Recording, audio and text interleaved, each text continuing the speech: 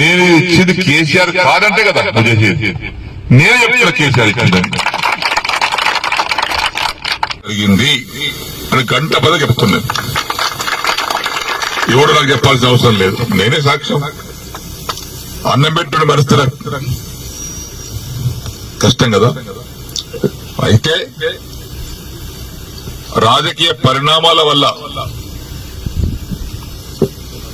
కొంతమంది దౌర్భాగ్యాలు చేసినటువంటి బాధల వల్ల నేను కొంత నిర్ణయం తీసుకొని మారాల్సి వచ్చింది.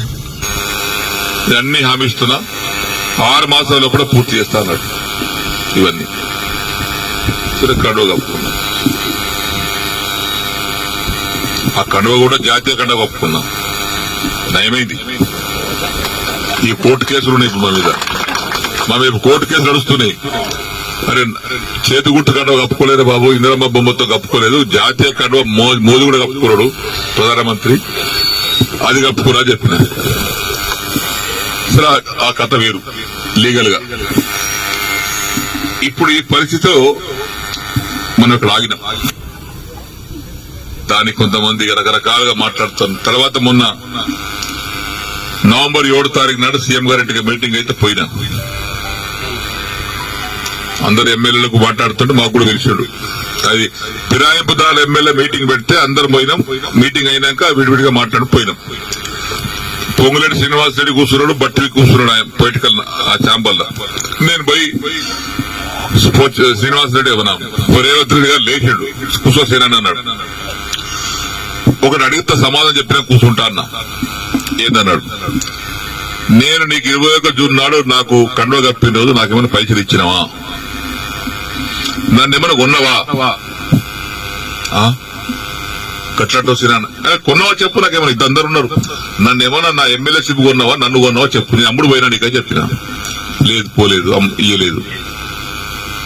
నేను దేనికోసం వచ్చినా, ఈ సమస్యల కోసం వచ్చిన.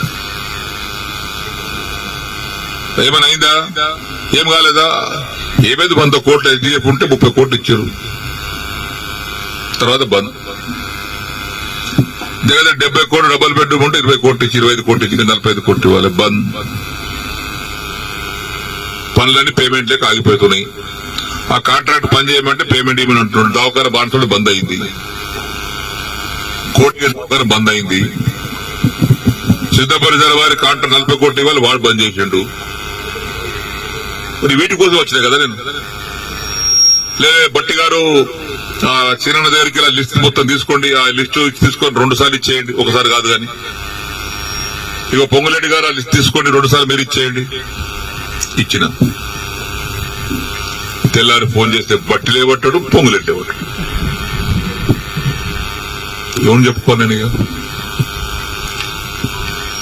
మళ్ళీ అసెంబ్లీ జరుగుతుంది. జనవరి 4 తారీఖు నాడు ఆ ఛాంబర్ తీసుకుపోయి లోపల తీసుకుపోయి, మీరు చెప్పారు కానీ బట్టి ఇవ్వలేదు, పొంగులేటి ఇవ్వలేదు, నాకు రూపాయి ఇవ్వలేదు. రూపాయి ఇవ్వలేదా, ఇవ్వలేదు. వేమ నరేందర్ రెడ్డి గారు బయట పిలిచాడు. వేమన్నా సిరన్న బాధపడుతున్నాడు, అది ఇంకా పేమెంట్ కాలేదట, నువ్వన్నా మార్చిలో కూడా 3 విడతలు ఇప్పి. సరే సరే ఆయన తీసుకుని ఆయన వెళ్ళిపోయాడు. తెల్లారి వేమ నరేందర్ ఫోన్ చేస్తే ఆయన లేపడు. 50 సార్లు చేసి ఒకసారి కాదు, 50 సార్లు లేపడు.